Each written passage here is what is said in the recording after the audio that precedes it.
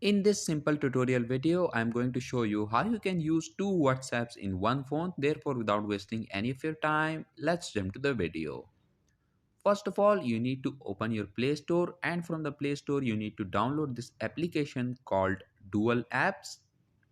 Once the application is downloaded and installed, open it, click on Agree, Continue, allow all the permissions that are required to run this application, click on this plus icon and select WhatsApp, click on Import Dual. Once again, click on WhatsApp and then click on this Launch Dual option. Click on To Grant, click on Allow,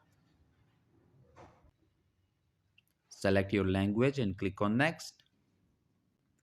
And that's it. As you can see that the second WhatsApp is now running on your phone. This right here is my regular WhatsApp and this is my second WhatsApp.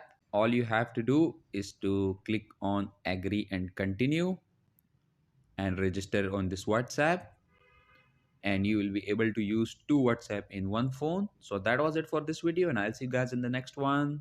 Peace out.